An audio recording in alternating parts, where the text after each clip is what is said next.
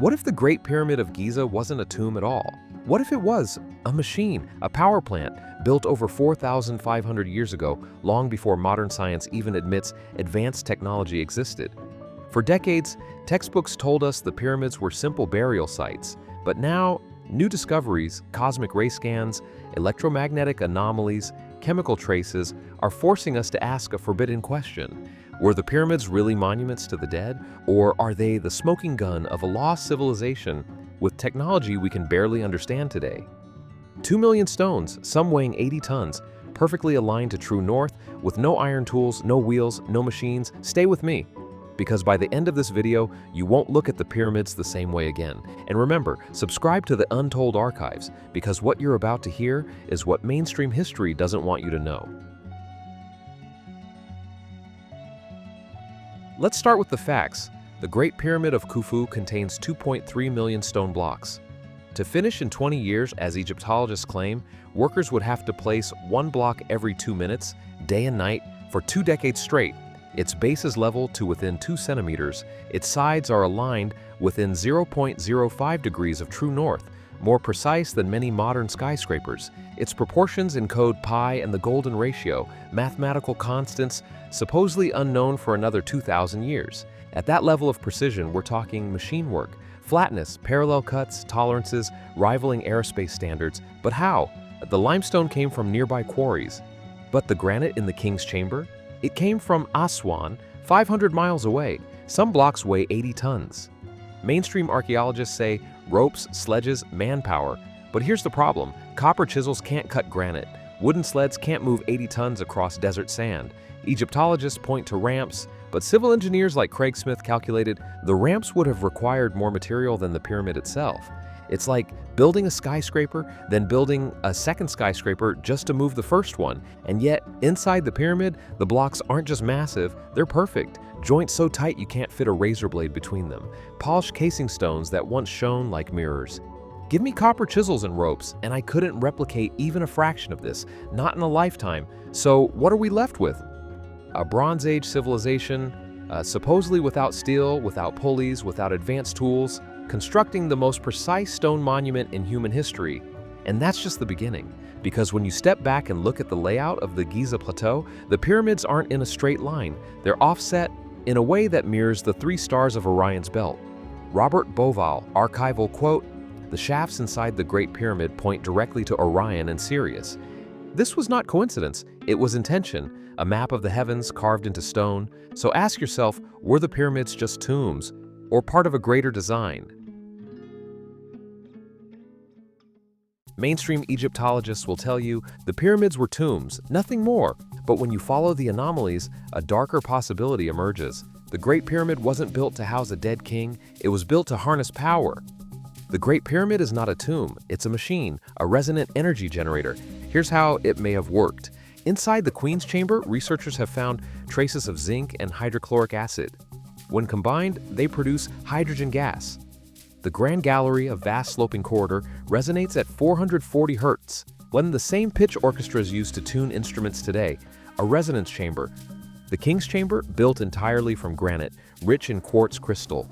And quartz vibrates under stress, producing electricity through the piezoelectric effect.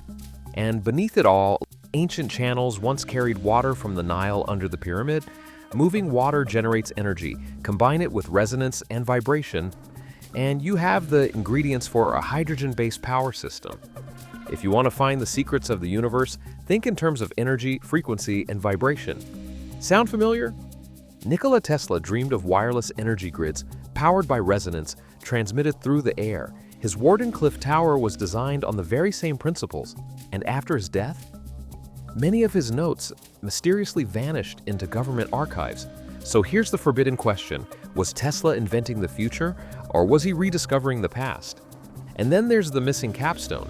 Ancient texts call it the Ben stone, said to have fallen from the heavens. If it was crafted from gold, copper, or even meteoric iron, it could have functioned like an antenna, broadcasting energy into the sky. In 2018, Russian scientists studied the pyramid's shape.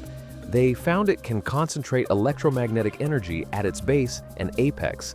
That's peer-reviewed science. The pyramid is literally designed to manipulate energy. And what about the burn marks on the ceiling of the king's chamber? Skeptics dismiss them as candle soot, but some researchers insist they're residue from high-energy reactions. Think about it. Resonance, hydrogen, quartz, electromagnetic fields. The Great Pyramid wasn't a tomb, it was a power plant. And here's the part mainstream Egyptologists won't tell you. In 2017, the Scan Pyramids project used cosmic ray imaging to peer inside the Great Pyramid. What they found shook the academic world. A massive hidden void, larger than an airplane cabin above the Grand Gallery. No one knows its purpose, and yet then access to it remains strictly forbidden. If there's nothing to hide, why deny access? Because the deeper you look, the stranger it gets. If the evidence is this strong, why don't you see it in textbooks? Why isn't it on the front page of every history book?